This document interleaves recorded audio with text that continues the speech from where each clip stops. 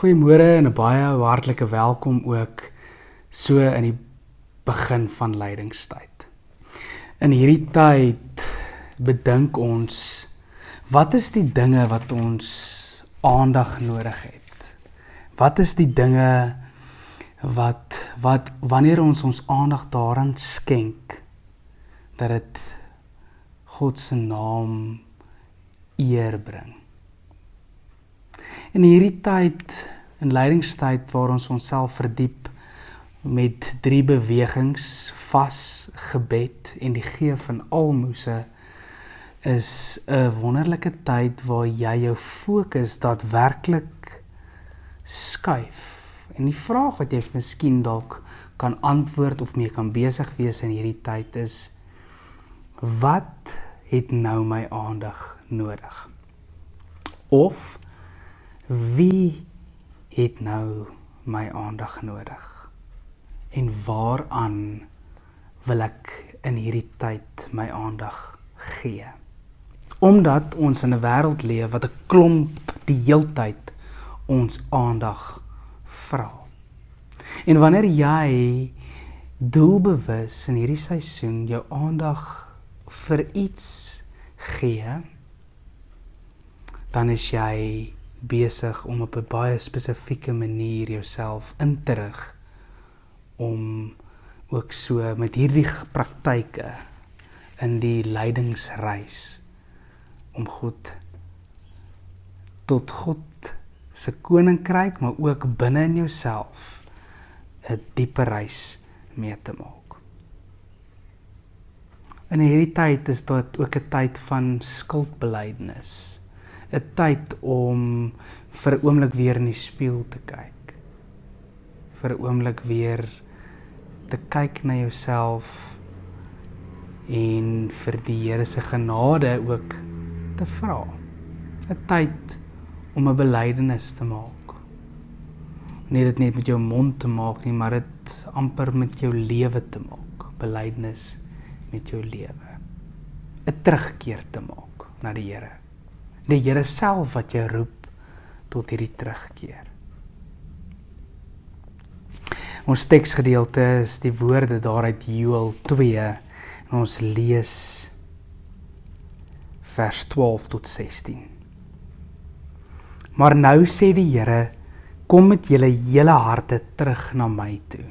Vas, huil, treur, skeer julle harte, nie julle klere nie.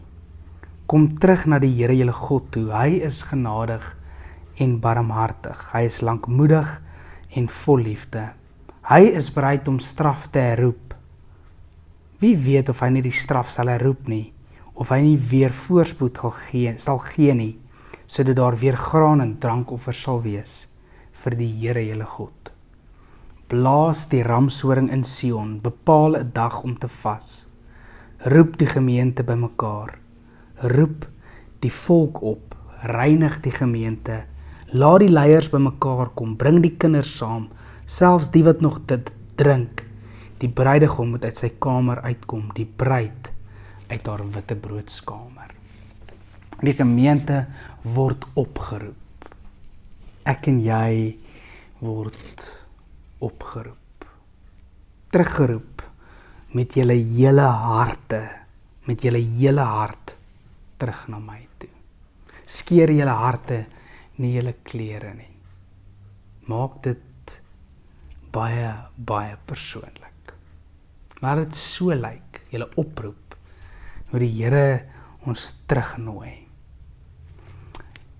En die vraag is, wat is dit waartoe die Here ons heen terugroep?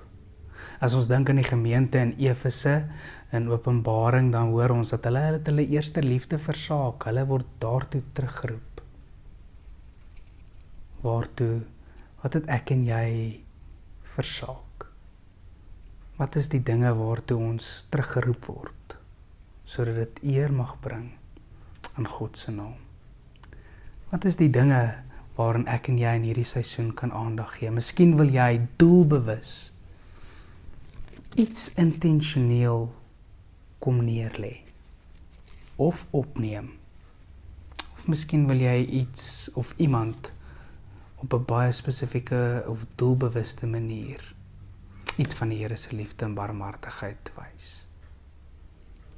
Mag dit vir jou 'n wonderlike reis wees en mag jy die Here se goedheid ook so beleef.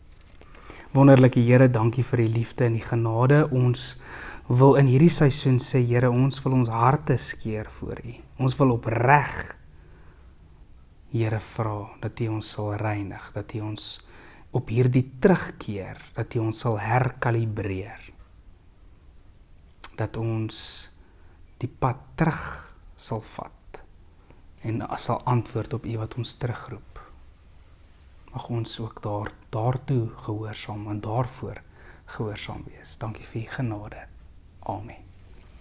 Seën vir jou vir hierdie tyd. Mag dit 'n diep en 'n verrykende reis wees. Totsiens.